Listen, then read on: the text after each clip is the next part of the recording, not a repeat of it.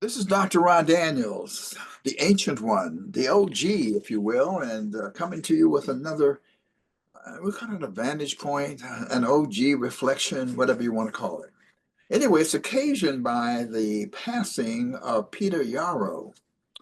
And so and Peter Yarrow is with Peter, Paul, and Mary. Many of you may know that. If not, I am sharing that with you. So let's pin it the passing of Peter Yarrow and reflections on the 1963 March on Washington.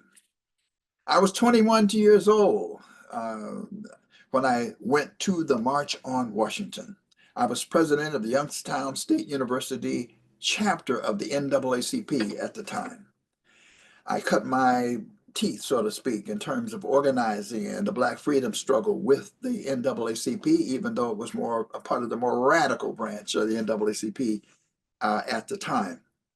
I had the privilege, one of the most memorable moments of my life, to go to the March on Washington at 21 years old with a large contingent from Youngstown with the NAACP.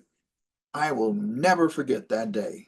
It is still etched into my memory as we rolled up on the thousands of people, and towards the sort of one of the stages, I guess, I can't remember all of that, but it was almost like you were going into the entry point to the ellipse, I guess, where they had the big pool and all that. And there were these singers. And who were those singers? Peter, Paul, and Mary were the first one, as we stopped and listened. And they were singing the hammer song. If I had a hammer, I'd ring it in the morning, I'd ring it in the evening, I'd ring it all day long. I'd ring it all, that was a great freedom song. And then there was Joan Baez, and she was singing. I don't remember what she sang, but Joan Baez was one of my favorites over the year. And then, perhaps in the most stunning moment, it was Odetta, that beautiful Black African woman, singing, "Oh, freedom, oh, freedom, oh, freedom. Before I be a slave, I be buried in my grave and go home to my Lord and be free." I mean, it was powerful. I mean, I never forgot that. And then, I went in and had opportunity to listen to some of the speakers. As a youngster in the NAACP, my president was Roy Wilkins. Actually, it's interesting, I live in New York now, and there's a Roy Wilkins Park out in Queens, because Roy Wilkins was from New York, as well as there were many NAACP leaders who used to come to Youngstown for various functions who actually lived in Queens. So yeah, he was not much of a speaker, Roy Wilkins was. He just came out and said, I told them y'all would be here. I told them y'all would show up. And there was 250,000 people who showed up for the March on Washington. And then John Lewis. There was rumors about what would John Lewis say, right? It's round and round and round, and eventually John Lewis would speak. And in this speech, he kind of toed the line. They wanted him to tone it down a little bit. And one of the most memorable moments for me was Asa Philip Randolph, the founder of the Brotherhood of Sleeping Car Porters. And he was the one who called for the first March on Washington back in about 1940, threatened it, out of which came President Roosevelt enacted the Fair Employment Practices Act that enabled Black people to go into the post office and federal jobs for the first time in history. A. Philip Randolph. And he got up there, and that deep voice, he said, "We are witnessing today the beginnings of a great social revolution." A social revolution, he said. Boy, caught me. Yeah, it was good, powerful. A. Philip Randolph. And then, of course, looking up, Martin Luther King delivering the "I Have a Dream" speech. I mean, what an incredible experience to be 21 years old, young, and to be a part of that history.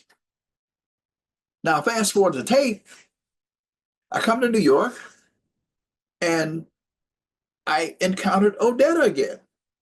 But this time she was at WBAI Radio. That's right, where I have my show on WBAI. She was affiliated and associated with WBAI, volunteer and integral part of the program. And then later on, when I discovered it, we connected and she came out and supported the work we were doing with the Institute of the Black World 21st Century. I mean, how amazing is that? 1963, and then eventually in the 90s and into, into the early part of the 21st century to connect with Odetta again. That was wonderful.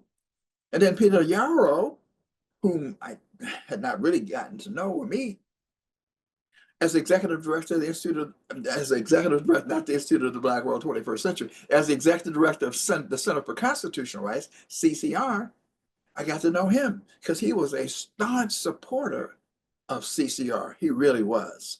And we really appreciated that. And I suspect he was also, I got to believe he was also a supporter of WBAI as well.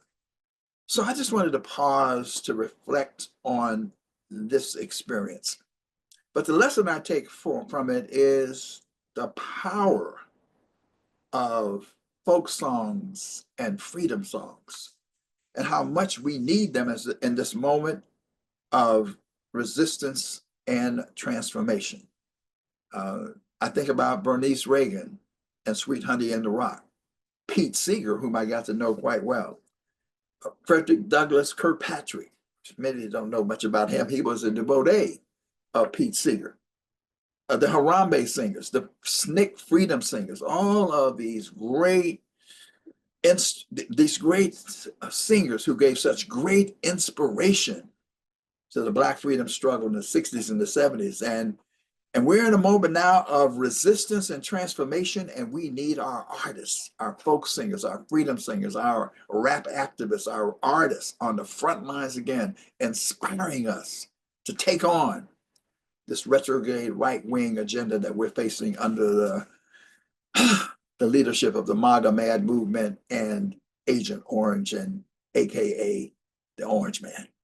So I just wanted to give those reflections and to talk about this great experience. It's good to be alive. It's good to have lived long enough to be an OG, to be an ancient one, still active, still engaged, and ready for the revolution, as Kwame Ture would say, because I remember the March on Washington, remember Peter, Paul, and Mary, and Peter Yarrow, and Joan Baez, and Odetta. And I say, a lucha continua. It's on. It's on. In their memory, it's on.